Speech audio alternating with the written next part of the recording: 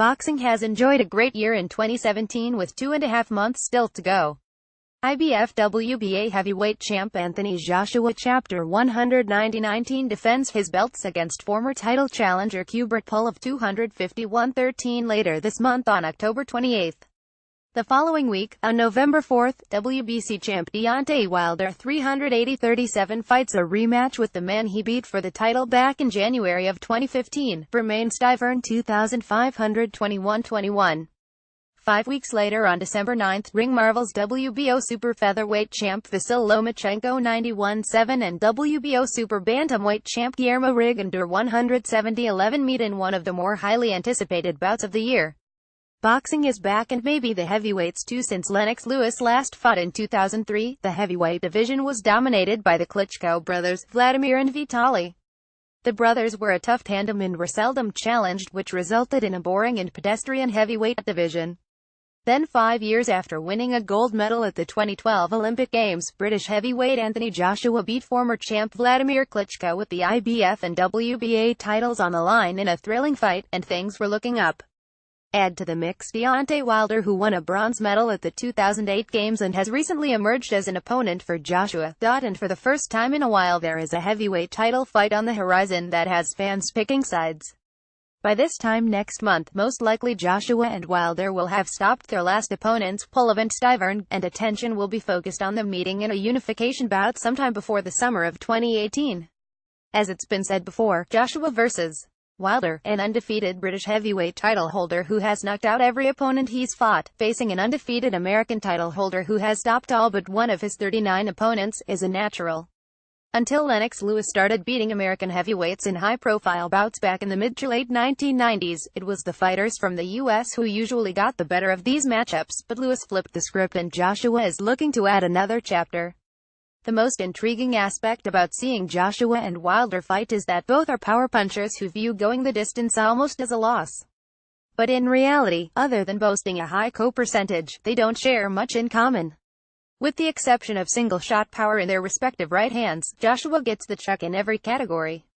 He has the superior left hand, is better on the inside, throws straighter punches with better form, puts his punches together more fluidly, is harder to hit, and, capping all that, he's been in with better opposition and already has shown he can handle adversity and get off the canvas to come back and win.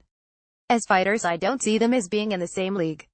I would be surprised if Joshua, when he finally retires, is viewed as an equal to Lennox Lewis or even greater, whereas I feel that when Wilder leaves boxing he will be remembered as Michael Grant with a big right hand and better management. Another big difference between Joshua and Wilder is their self-awareness. Listening to them speak, it is impossible to miss. Joshua, who is often compared to Mike Tyson, a man he respects, correctly acknowledges the differences between them.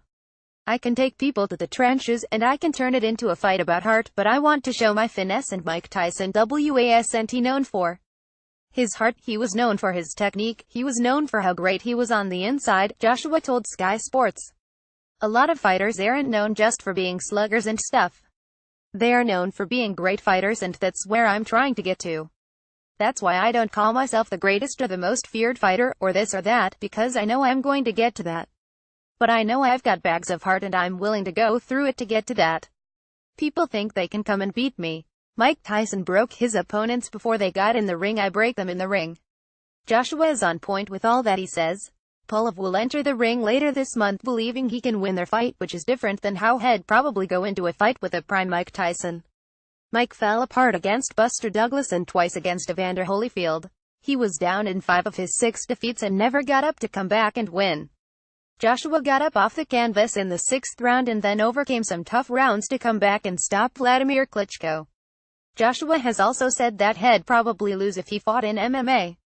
Everything he says is based on reality, and that's what makes him so likable and easy to root for.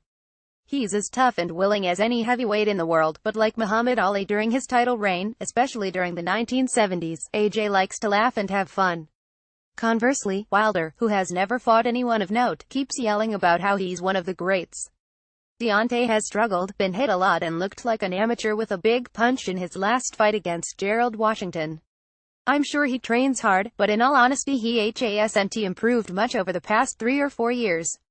Yet he talks as if he's a fighter who can punch like George Foreman and box like Larry Holmes, which is an unfunny joke.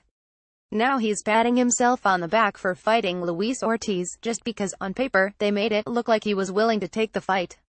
Going further, he's saying he's the most feared heavyweight in the division. And just this week he inferred that Joshua is using PEDs. Is there anybody who believes that? And I'm talking fans and the top contenders in the division. Wilder has also scored some dubious wins on his way to the title. One that stands out is his first-round knockout over his friend Malik Scott. His record is littered with soft-chin journeymen who looked more as if they were on script instead of there to win. For all his big talk, his team doesn't appear to share his confidence. Look at his challengers. Anthony Joshua and Deontay Wilder are night and day different as fighters, and the same applies to them outside the ring. To this point it appears that Joshua has a much more realistic identity as to who he is.